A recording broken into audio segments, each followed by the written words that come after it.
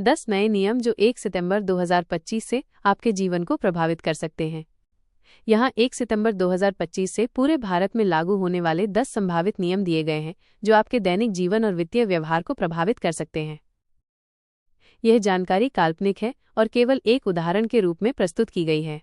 1. LPG cylinder के दामों में हर महीने बदलाव। सरकार हर महीने की पहली तारीख को घरेलू और व्यावसायिक एलपीजी सिलेंडर के दाम संशोधित कर सकती है।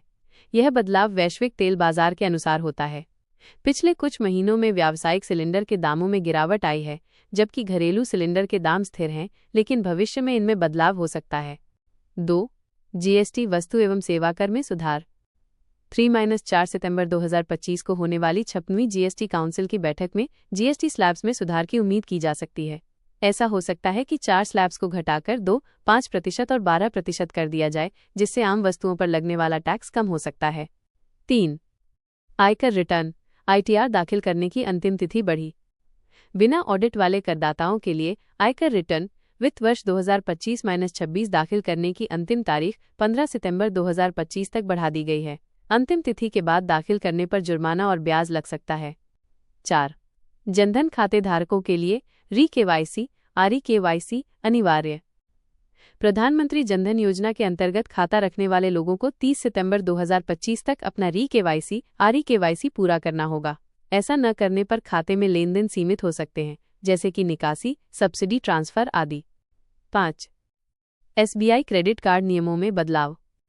1 सितंबर 2025 से एसबीआई कार्ड के उपयोगकर्ताओं पर नए शुल्क लागू हो सकते हैं।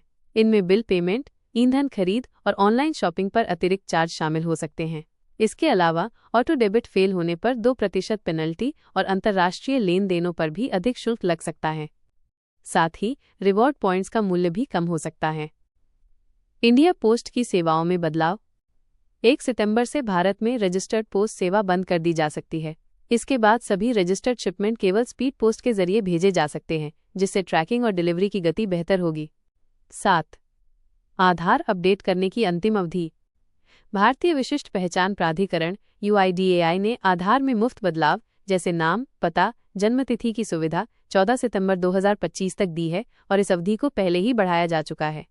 8. केंद्रीय कर्मचारियों के लिए यूपीएस विकल्प।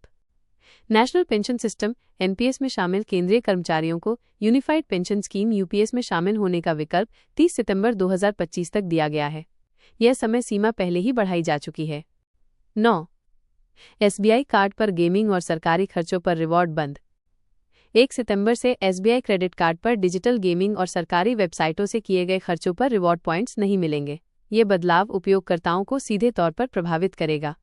10. चांदी पर हॉलमार्किंग अनिवार्य।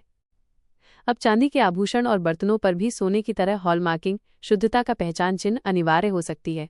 इससे बिक्री में पारदर्शिता बढ़ेगी और उपभोक्ताओं को खरीदने में अधिक भरोसा मिलेगा। सारांश